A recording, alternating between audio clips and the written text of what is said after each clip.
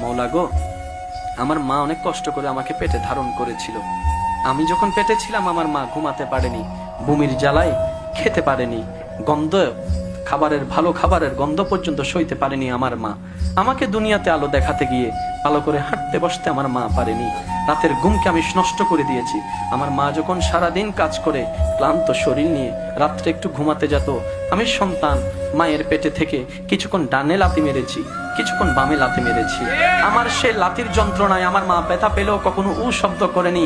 আমার বাবার ঘুমটা ভেঙে যাবে বলে, আমার দাদির ঘুম ভেঙে যাবে বলে, আমার নানির ঘুম ভেঙে যাবে বলে বুঝতে দেয়নি। আল্লাহ গো, আমার মার জন্য আমি যদি চামড়া দিয়ে জুতোও বানাই দিই, আমার মা বাবার হক আমি আদায় করতে পারবো না। কিন্তু আজকে তো আমি অপারগ, কারণ এমন বাস্তবতা, কুল্লু নাফসিন যায়িকাতুল মউত, এটা এমন ছিল বাস্তব।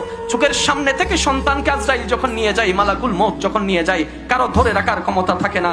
আল্লাহ গো, আমার মা এতদিন আমার কাছে ছিল, দূরে থাকলো মাটা বাবাটা আমার কাছে ছিল, সন্তানটা আমার কাছে ছিল। আজকে তো ইন্না লিল্লাহি ওয়া ইন্না ইলাইহি রাজিউন। মাওলা তোমার দিকে চলে গিয়েছে, তোমার দিকে চলে গেল।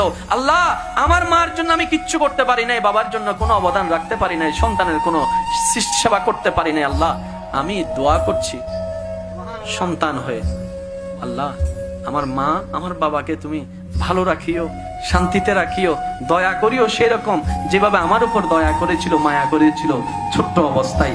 এদিকে সন্তানের হাত উঠবে, এদিকে রবের দয়া মুক্ত হবে, জাহান্নামী হলো আল্লাহ চাইলে দয়া করে জান্নাতি বানাই দিবে।